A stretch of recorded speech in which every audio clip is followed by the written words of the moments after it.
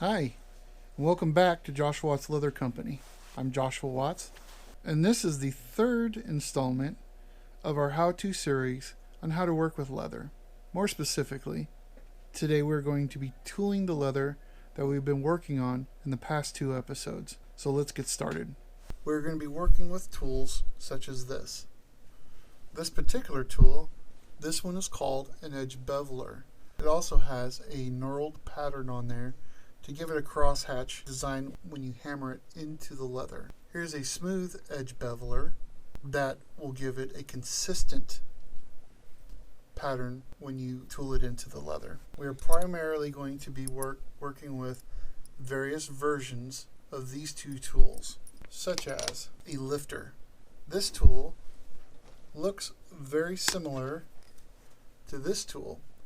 The difference being, if you look at them from the side, this tool has a little foot that goes down and comes out, as the edge of this tool is just flat. Also, notice that these tools have one side that's higher than the other. The side that's higher is going to be the side that you use to fit inside of your carving. Forgot to mention, another tool you're going to need is a mallet. There are several different types of mallets you can use, but never use a metal hammer or mallet on your metal tools. It'll mushroom the end of the tool out and therefore make the tool unsafe to where the hammer can slip off and hit you and ruin your tool at the same time. You can use mallets such as this one. This is just a rawhide mallet, standard wooden handle. I put a leather grip on there for myself to make it just a little bit thicker. You can use poly mallets, which these are great for beginners. You can use wooden mallets, and you can also use professional mallets. All these mallets have different weights and uses. This big one here I use for setting rivets. I have used it for tooling on thicker leather. If you use this type of mallet with the weight that it has on thin leather like this, you run the chance of the tool going directly through the leather. I use this nice little light mallet made out of rawhide to do all my tooling. This was the very first mallet I ever bought, and it's the one I primarily use almost exclusively for everything. So one thing you need to do is figure out where you're going to have shading. I know automatically that I'm going to want shading in these types of areas. And when I mean shading, like I'm going to fill it in with a patterned tool. But mostly for the rest of this, I am just going to go ahead and use a regular edge beveler, and all of these tools are actually numbered as well. Like this tool is B203, and in some patterns that you can acquire, it'll actually tell you what tool to use. So let's get started here. You always want to come to the outside of your design. This leaf on this edge overlaps, or it's not a leaf, but this petal overlaps this petal. So on this line here, we're going to take the beveling edge of our tool, we're going to stick it in so the foot comes out the back. We're going to use our pinky finger to hold down the leather and put our tool in there. Now we don't want to push our tool all the way in.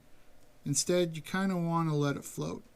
I use my ring finger to kind of gauge where that tool is. This does take some practice, but you will get the feel of it over time and it'll become second nature. Next, you're going to want to take your mallet and start hammering on top of the tool, and it does not take a great amount of force to indent it.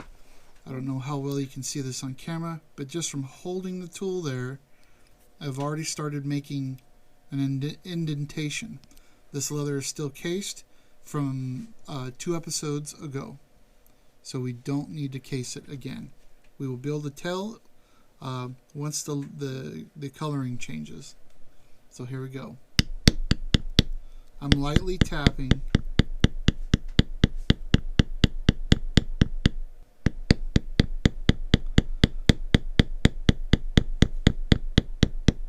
And then when you get to these little corners, or any kind of little corner, just twist the tool in the same position. Just twist the tool around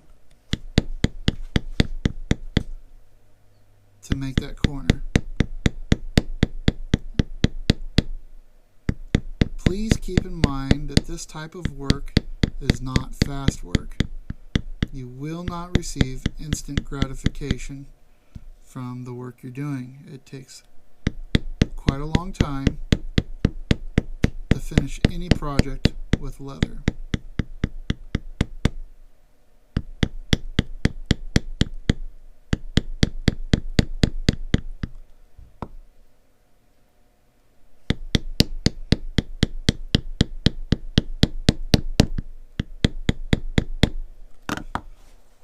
Now we stop there. You can see the indentation and the beginnings of the 3D effect that you'll get from tooling leather.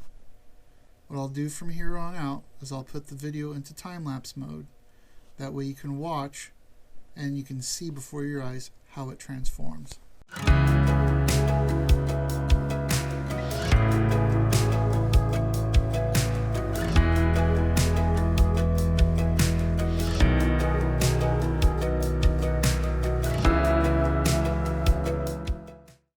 So as you can see, we now have the flower all tooled out here. In the next segment, I'm going to be filling out the flower as far as the tooling, the lines where we had already carved, and I'm going to carve tool the rest of the pattern only with the edge beveler. No other tool, not yet. Okay? So let's get started.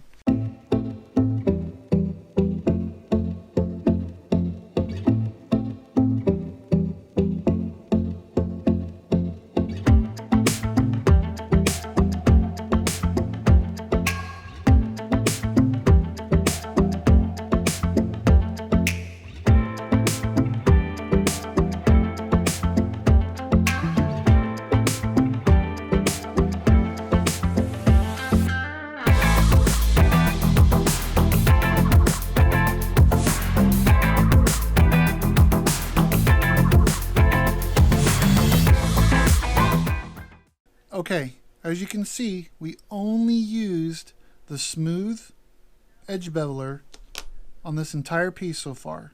And in some cases, that's okay, that's a good place to stop. But that's not what we're going to do. You could tell that this piece already has a 3D look to it. And in fact, when you touch it, you can actually feel the 3D. So what I'm going to move into now is using an edge beveler shader tool, the one with the knurling or the texture that you can feel on the front of it. And we're going to start moving into shade and texture some areas. Another tool that we're going to use is a shader foot, and it has a rounded end and a pointy end. The number of this tool is Z-A104. Another tool that we may need to use is a triangle shader to get into those really tight spots. The number of this tool is 9264. Areas that we're going to want to shade, let me get my pencil out here, are the areas in between. All these little cracks. And it's not going to be absolutely perfect, but it's going to be very close. Let me do a few for you. On these smaller ones, such as right here, I'm going to use the foot shader, or the small pear shader, and I'm going to make it the shape of this area right here. So since it's long and it's got the pointy end here, I'm actually going to put the pointy end down here and the rounded end up by the flower and just give it a few taps. The same thing over here, just a few taps. Any of these small ones like this, I'm just going to kind of get in there and just get it done. I'm being careful not to let the tool come outside of the area where I've already tooled here and here.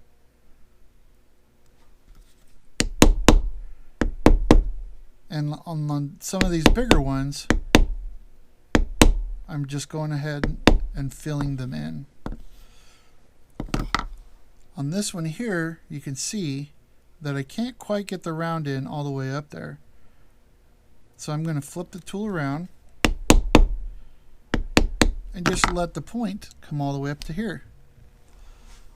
You can do this in any way, style, fashion, however you want to do it. But this is the easiest that I have found that gets the best result.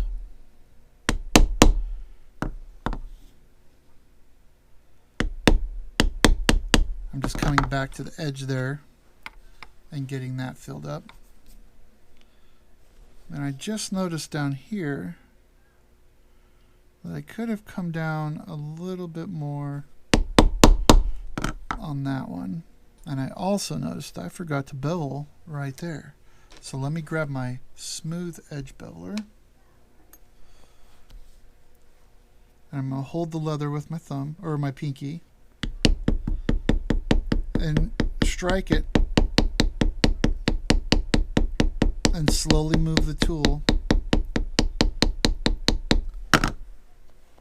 to give me a nice cut. We're getting to the point, almost anyway, to where we want to start thinking about casing this again. It's especially if we're going to be using the smooth beveler. But for right now, we're just going to use this little guy to get in there and make our patterns. Okay, this one's a little big. So all I'm going to do right now is come in and just get the points, the little areas that I don't want to take chances with. On those areas, we're going to use the bevel shader tool, the one with the knurling.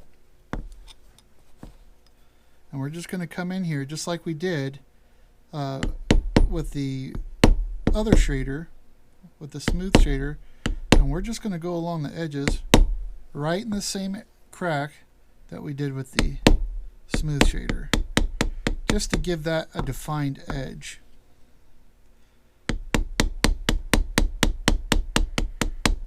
And then we'll come back to our pear shader. This is a flat pear shader, by the way.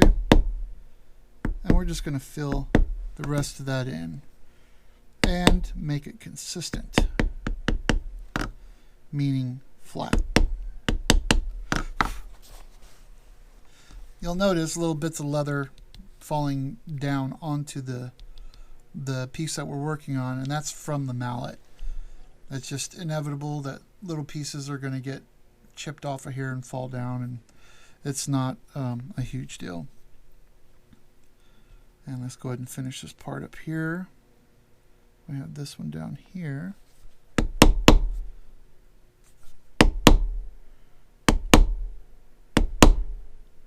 And I'm being careful just to keep my edge of the tool right where I'd carved it and where I had already tooled it.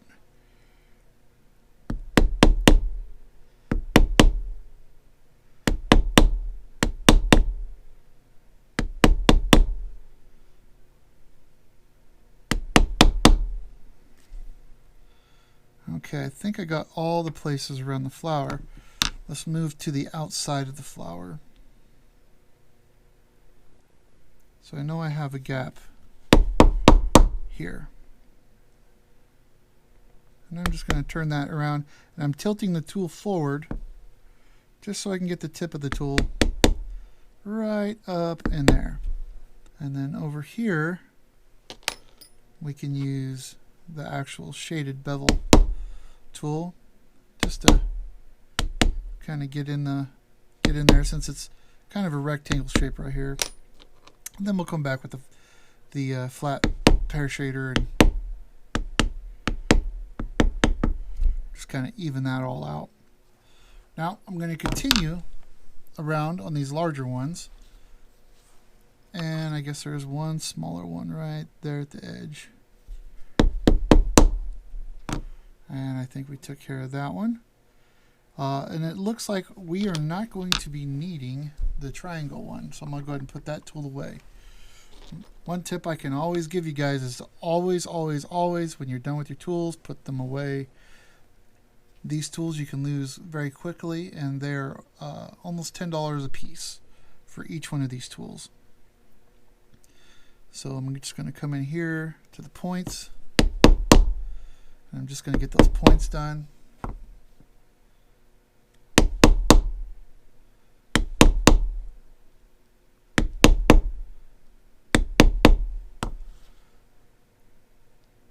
And you guys are watching this in real time as far as the time it takes to do this.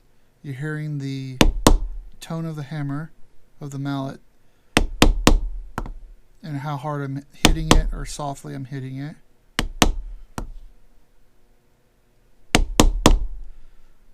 The one thing that you may have noticed is that I am keeping the pressure and the amount of hits that I normally take based on pressure very consistent. And then we have a little guy down here. Let's go ahead and just take him out. Alright. Now let's come back in with our edge beveler, or edge shader beveler, and just finish lining these out. I know my hand is big and it keeps getting in the way.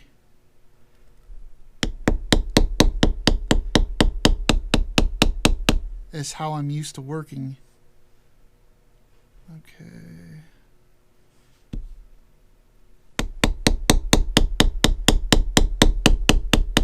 I usually am hunched over with the leather directly underneath me, the piece I'm working on directly beneath me, fighting with light and shadow.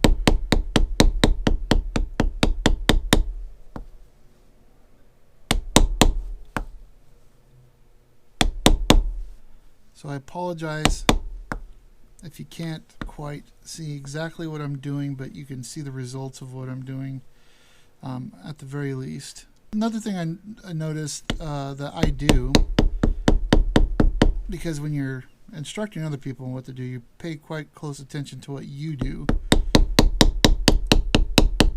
is I seem to have an ordered fashion. I haven't done the opposite side of the line until I get the one side of the line done. Okay, that one doesn't need to be done. Okay, so I'm going to, instead of work from up here, I'm going to work down here to do the opposite lines.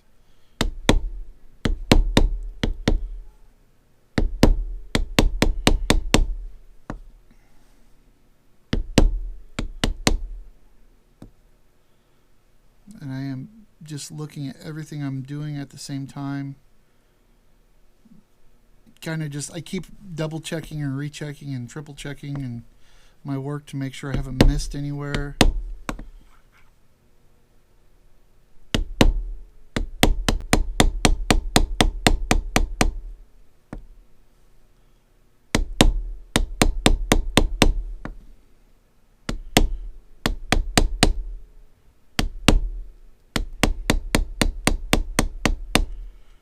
Okay, and that looks pretty good. I'm going to go ahead and put the edge beveler away for the moment. I don't think I'm going to need it again, but you never know. I'm going to go back to my flat pear shader, and we're going to fill all these areas in now. Keep it random, but keep it consistent.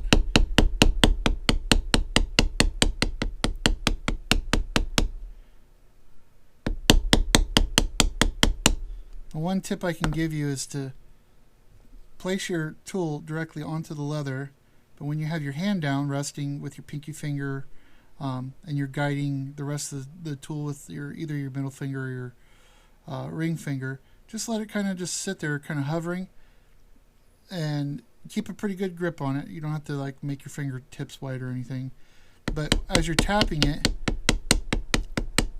just keep enough pressure on the tool to where it automatically wants to bounce up. But as you're hammering down, it kind of acts like a power hammer for, you know, a metalsmith, or, you know, someone like Alex Steel or the people on Forged in Fire.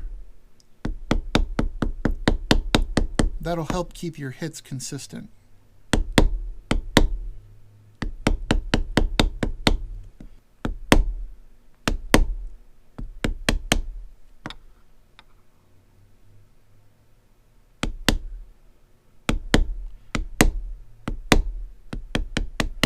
Working on a larger piece of leather and not one of these little 3-inch, 3.5-inch leather discs is a whole lot easier, especially when you're tooling and you're not going all the way off the sides like this. As you can tell, I'm sure you can see that it's already kind of deforming the sides. If this were a client build, I'd go back in there and retrim everything, just barely retrim it. But for right now, we're not going to worry about that. This is a build for you guys to just learn on, so making mistakes is completely okay.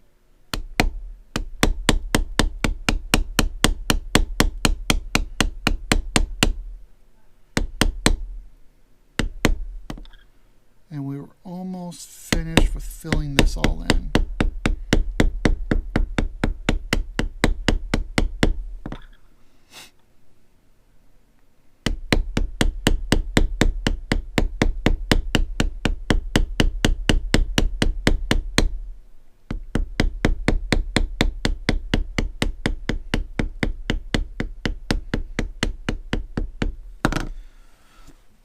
I don't know about you, but that looks pretty darn good to me. So at this point, what I would like to do is introduce a new tool, or not a new tool, but one that I had introduced earlier, and that's the beveling foot lifter tool. I think it's just called a foot lifter, but it has a smooth beveled edge on one side. This tool is what is this one? It's a B60. Now, in these little areas here, I would like to redefine them a little bit, and we're going to try to lift it up just a tad bit, give it a little bit more 3D.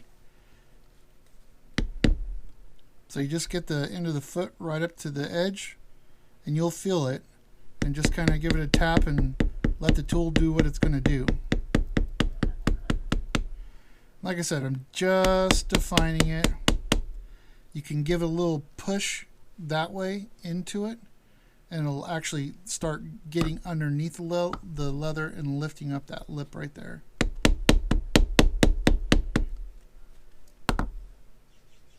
And it just makes things look a little nicer. You can almost redefine the edge doing it this way.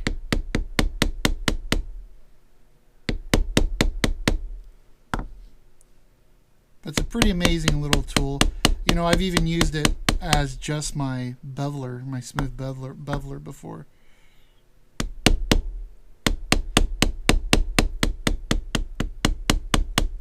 You just want to be careful using this tool when the leather's too wet, because you will go through the leather.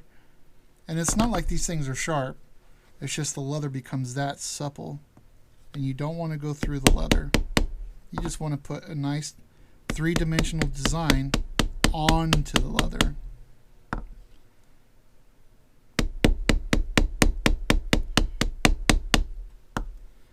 I'm actually going to redefine this little area a bit too.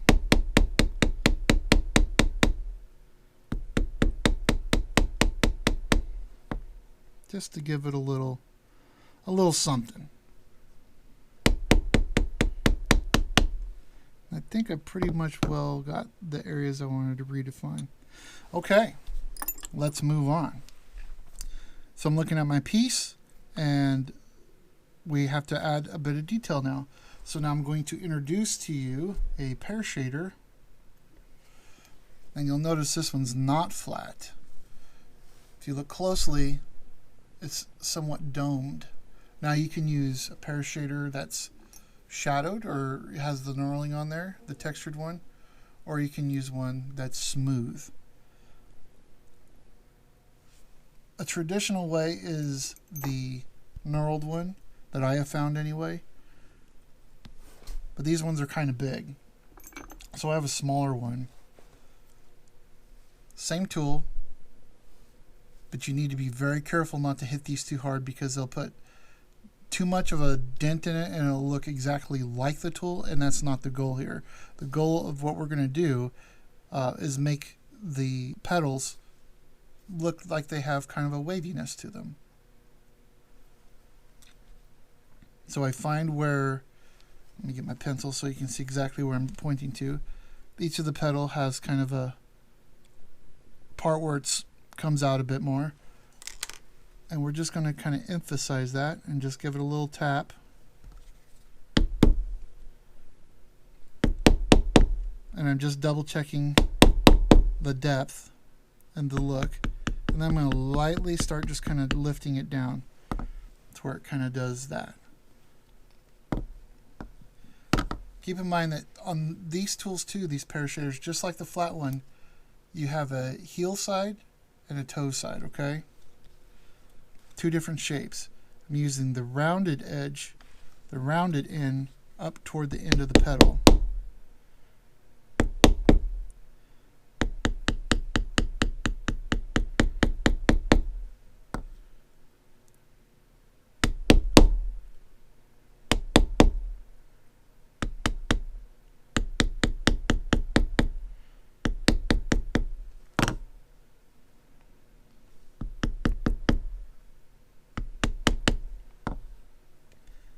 In a way, it's kind of like coloring.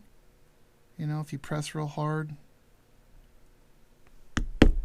you're going to put more of the color, or drawing, you know, you're going to make the line darker. And if you are light, the color or the line is going to be lighter.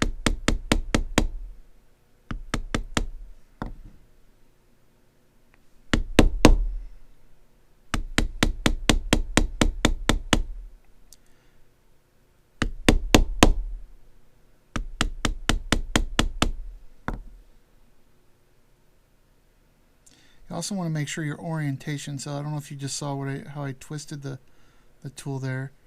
I'm twisting it to kind of line it up with that petal. Otherwise I would just keep the leather like this. And personally, when I'm tooling, I'm constantly turning my leather, and that's why I don't use the rubber cement on the bottom of the leather when I tool.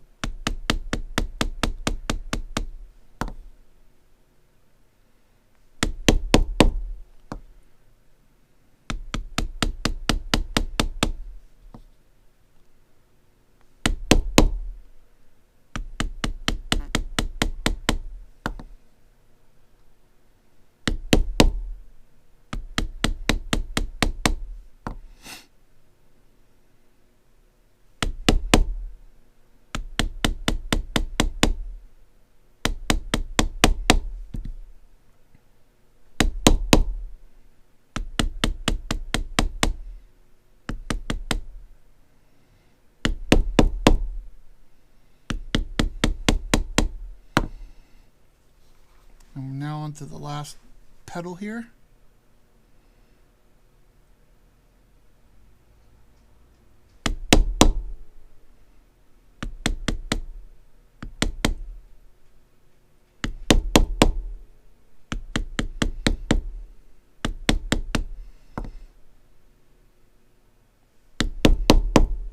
I don't know if you've noticed, but after I get the first indentation done, I come out here and I tilt the tool back a little bit and then start fading it and moving it as such, just to get more of a pointier line.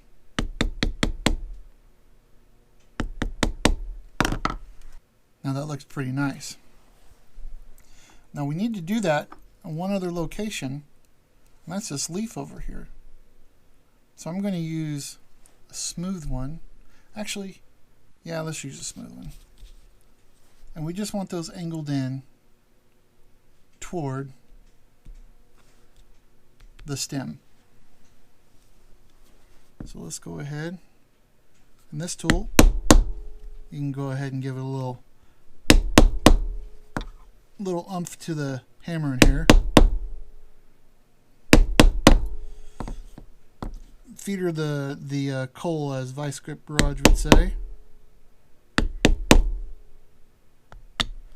Yeah. So now you have a bit of a 3D look here, 3D look here. Now that we're pretty much done with in here with the flower itself, I'm going to introduce another tool. This is a shader tool. Now it looks just like it has a point to it. And any tool that has just a kind of a point to it, you want to be super careful with and not to overdrive it into the leather. Because again, guess what happens? It goes right through the leather. But you'll notice, and I don't know if the camera will pick it up, it does have a texturing on the outside and a little indentation on the inside. These are called cedar tools. And then number for this one is ZS705. And you remember where we just put those little dots on here, and we on our tracing paper, how we just kind of made those little dashes there? That's what this is for. The way that I like to do it, some people like to come all the way to the outside and make their circle first. I like to go directly to the inside, and then I'll form the rest of my seeds around it. Just give it a tap. One tap is there. And then you just kind of want to make sure you're lining up the outside with the other outside.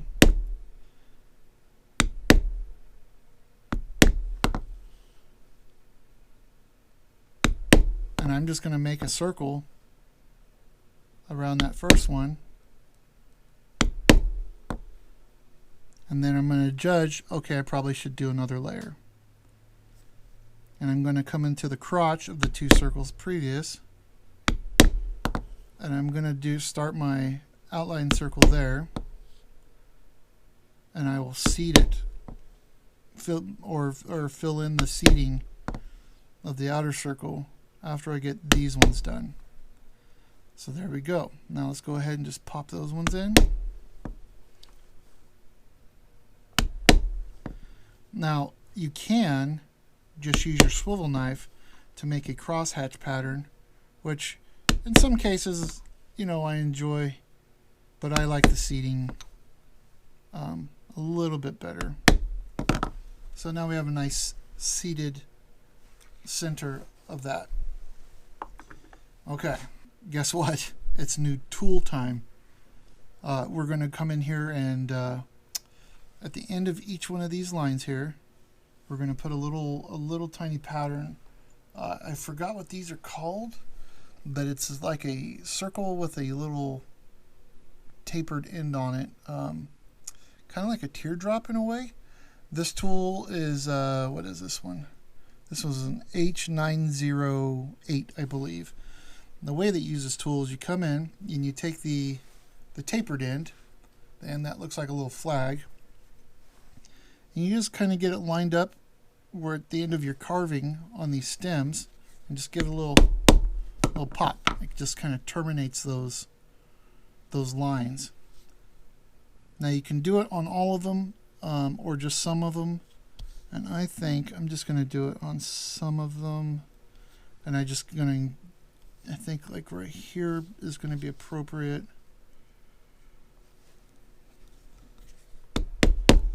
Because you'll see what I'm going to do with the swivel knife in just a few moments. Let's terminate this one. And I'm basically kind of looking for the real long ones, and nothing close to the edge, obviously. It's kind of tough when the leather's not real big here.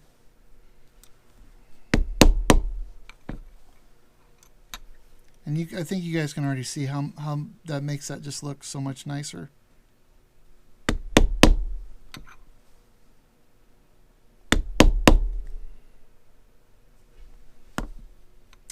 And I keep coming back to this area here. I think I'm going to go ahead and just terminate one of these, and I believe I'm going to do this one right here.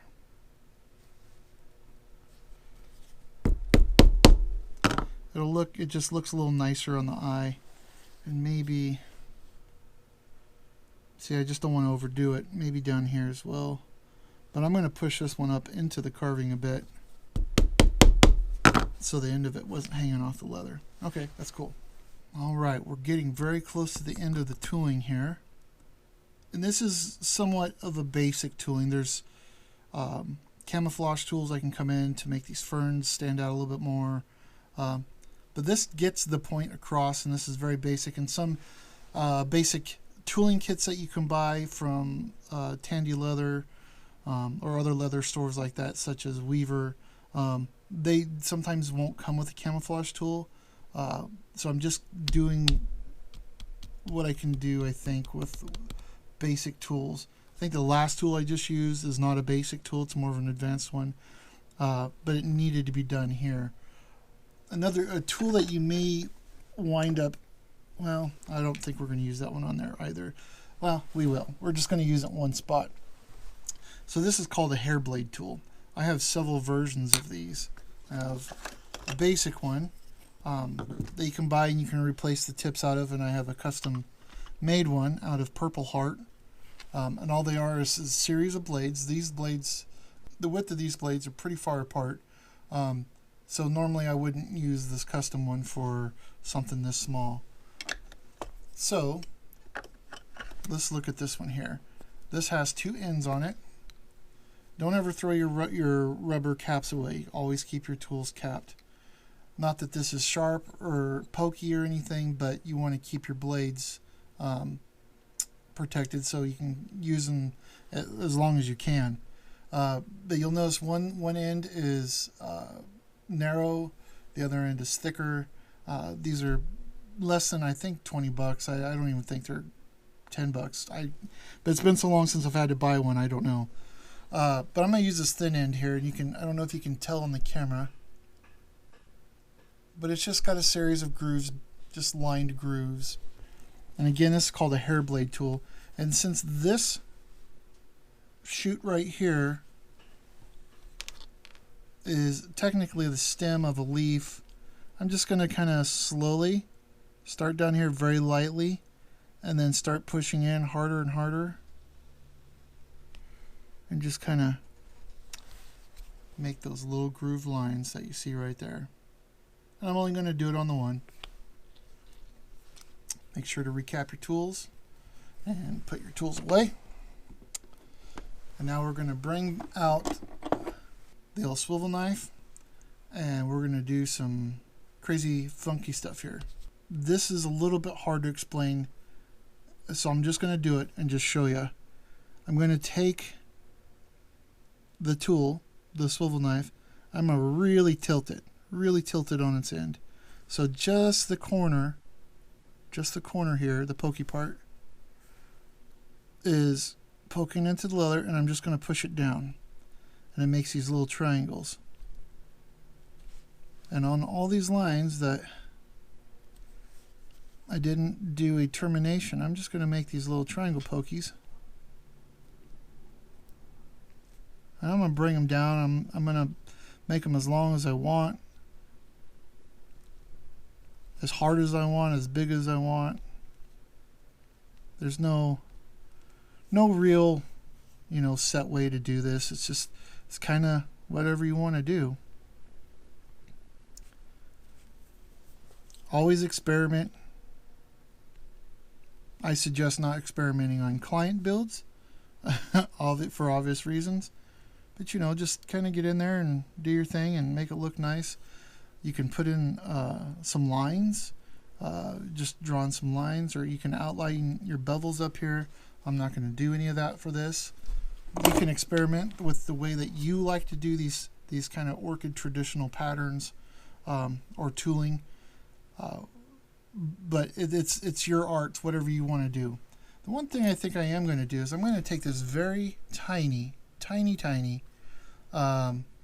pear shader. This one is smooth. Its number is, I think that's a F actually. F9. Yep, it's an F. F902. And in between these areas right here, I'm going to do what I kind of did on the flower. I'm going to put a little dent in there. I'm going to turn this so I can hold on to the leather a bit. And I'm just going to kind of smooth that in there like that. Just kind of make a nice little dent. And maybe it goes up. Maybe I turn it around a bit. Maybe I come back down. Yeah, that looks pretty nice. Just to give it a little separation.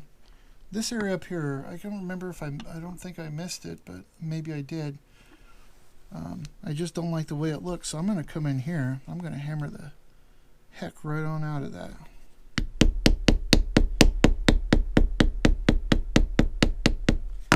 There we go. Now we got more of a 3D effect. So that's where we're going to end this portion of the how-to. So we've got our basic carving and tooling done. In the next how-to series, with this piece here, we'll learn how to color. We'll learn how to, which could be paint or stain. In this case, it'll be stain. We'll go over antiquing and finishing the leather and how they work. We'll also go over beveling and edging the sides of the leather to give it more of a cohesive look. Other than that, make sure you like and subscribe and hit that little bell icon if you want to be notified of more of my how-to videos, plus my regular standard time-lapse videos that I normally put up. As always, if you have questions or comments, please leave them down below and I'll get back to you. I don't check my comments a whole lot, but I do eventually get to them, and I will eventually get back to you. So with that said, I hope you guys have a great day. Thanks for watching the first initial 3 episodes of how-to on how to get to this far, and I look forward to seeing you guys again. Thanks.